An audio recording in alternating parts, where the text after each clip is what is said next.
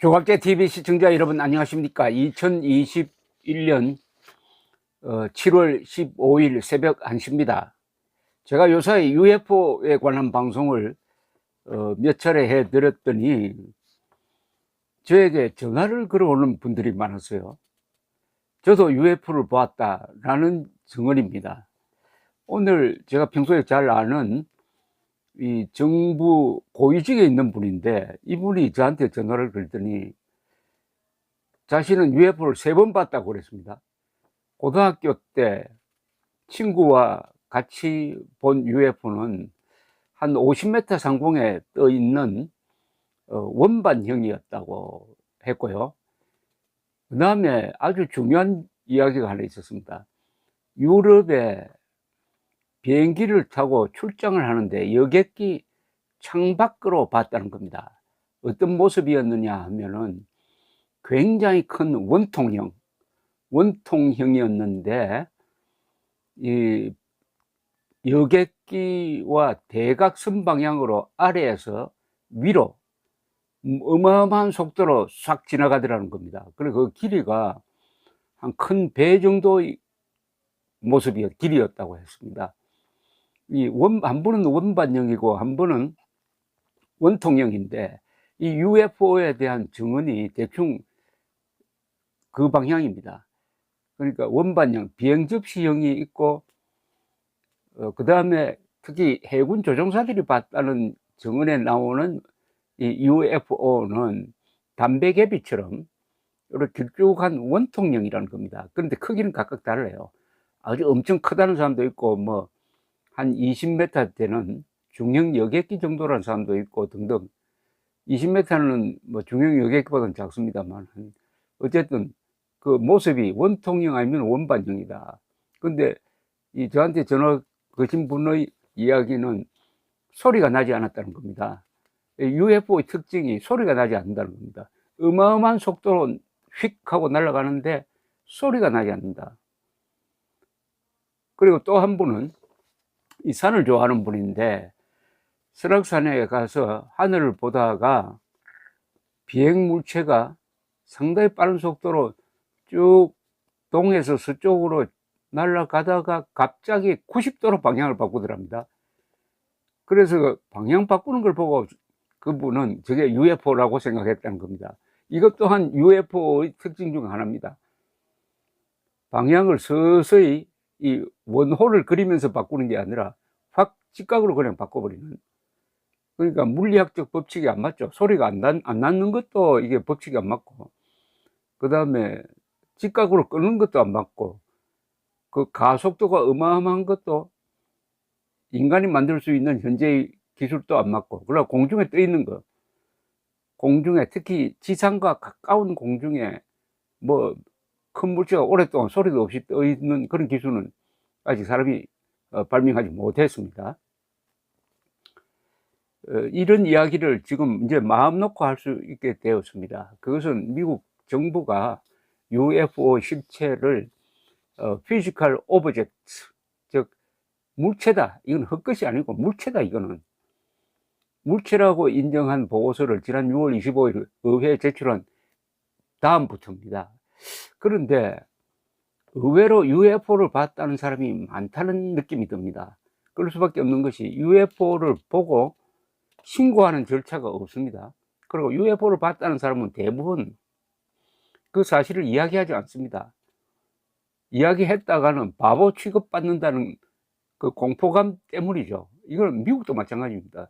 하물며 미국 공군 조종사들은 UFO를 보고도 보고를 하지 않았습니다. 최근까지도. 해군 조종사들은 열심히 보고를 하는데 미국 공군이 이렇게 보았을 UFO 수가 훨씬 더 많을 텐데 과거에 미국 공군이 UFO 조사팀을 구성해서 조사를 하다가 60대 말에 이건 다 거짓말이다 해가지고 결론을 내려버렸습니다. 근데 그 결론을 아주 비판적으로 보는 사람들이 많습니다. 그리고 이 UFO에 대한 수많은 증언은 분명히 공통점이 있습니다. 그것은 미국 정부 보고서도 인정을 했습니다. UFO가 외계에서 왔다는 증거는 없다. 그러나 외계에서 오지 않았다는 증거도 없다. 다만 UFO가 보여주는 행동의 특성은 이것은 지구에서 만든 것이라고 보기 어렵다. 엄청난 가속력, 그리고 공중에 오랫동안 떠 있는 것, 그 다음에 회피하는 동작, 소리가 나지 않는다, 뭐 등등 엄청난 속도를 내는데 이 추진력을 내는 뭐 동력기관이 보이지 않는다. 그리고 접근한 전투기와 충돌 직전까지 간 적도 있다. 몇 케이스에서는 전자기파를 쏘더라 등등입니다. 그리고 군사시설 근방이 많이 나타난다 이런 거죠.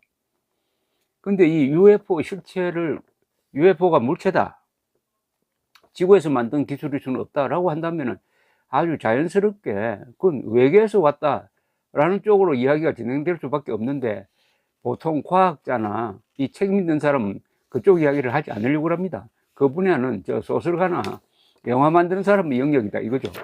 그러나 논리적으로는 외계에서 왔을 가능성이 높다는 결론을 내는 수밖에 없습니다. 근데 미국에서, 특히 미국에서 그런 조사가 많이 있었는데 UFO에 납치되어 가지고 신체 검사를 받고 또는 정자를 추출당한 뒤에 돌아왔다 하는 그런 이야기를 하는 사람들이 미국에 수백 명이 아니라 수천 명이 됩니다. 그러니까 UFO 피납 사건이 되겠습니다. UFO에 납치되었다가 돌아온 사람들이 내가 납치되었다고 증언하는 사람들이 많다 이겁니다. 그러나 지금까지는 그런 사람들의 말을 거의 다 일종의 정신병으로 취급을 했어요. 아마 몇몇 학자들이 그렇게 볼 게 아니다. 특히 하버드 의과대학의 정신과 교수, 아주 유명한 정신과 교수입니다. 존 맥이란 이 교수분은 그걸 진지하게 연구를 해서 책을 낸 사람입니다. 책을 냈고 또 최근에는 그 존 맥의 이 전기가 나오기도 했습니다. 빌리브란, 믿는다는 뜻으로. 우리 미국에 있는 김영남 기자가 그 중에서 중요한 부분을 뽑아가지고 지금 조갑제닷컴에 연재를 하고 있습니다. 자, 그런데 납치됐다는 이 정언을 믿으려면 어떻게 해야 되겠습니까? 그걸 누가 보는 사람이 있어야 되고, 한 사람의 정언은 믿기 어렵습니다. 두 사람 이상이라 해야 되고, 또 객관적으로 그것을 뒷받침하는 만한 뭐가 있어야 되는데, 그런 걸로 따져서 가장 신뢰성이 높은, 미국에서 납치되었다는 정언 중에서 가장 신뢰성이 높다고 평가되는 걸 제가 하나 소개해 드리겠습니다. 이 사건이 일어난 것은 1973년 10월 11일 저녁이었습니다. 미국 미시시피주 파스카굴라 강가에서 당시 45살의 찰스 힉슨과 18살의 칼빈 파크란 사람이 밤낚시를 하고 있었습니다. 근데 갑자기 강물에 파란 빛이 비치는 거예요. 그래서 두 사람 처음에는 경찰이 이제 불법 낚시 단속을 나왔구나 라고 생각하는 순간 하늘을 보니까 축구공처럼 생긴 비행물체가 떠 있었고 거기서 눈부신 빛이 나와서 강물에 반사된 것을 알았습니다. 그 비행물체의 이 길이는 한 원반형인데 한 20m 정도였다고 합니다. 이 물체에서 뿜어내는 빛이 얼마나 성광이 강한지 눈을 뜰 수 없었다고 했습니다. UFO의 특징은 굉장한 빛입니다. 빛. 밤이든 낮이든 그 빛이 너무 강해서 물체는 윤곽밖에 보이지 않았다, 뭐 이런 증언이 많죠. 그런데 정지된 비행물체에서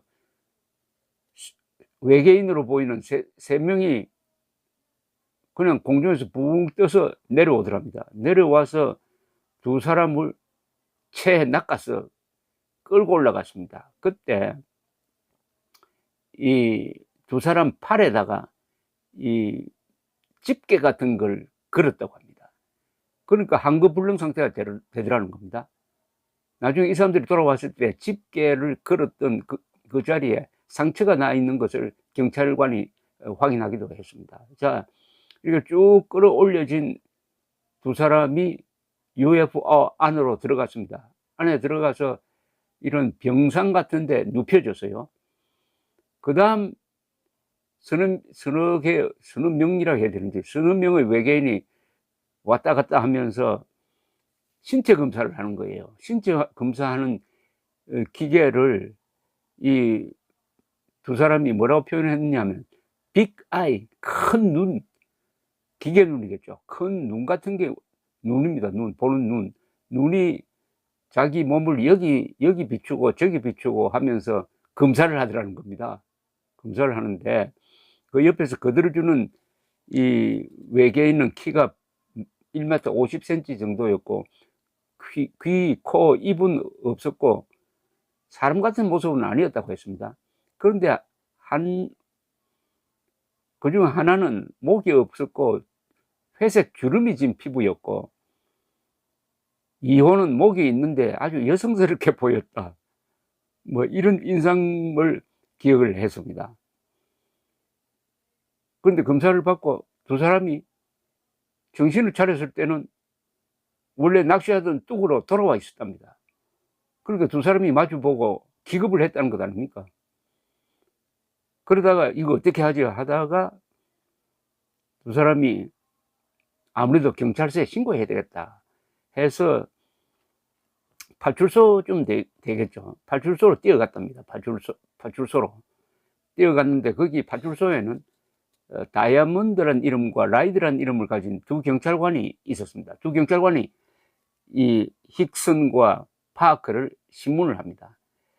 근데 이 경찰관은 처음에는 이 말이 너무 황당해가지고 믿지 않았답니다.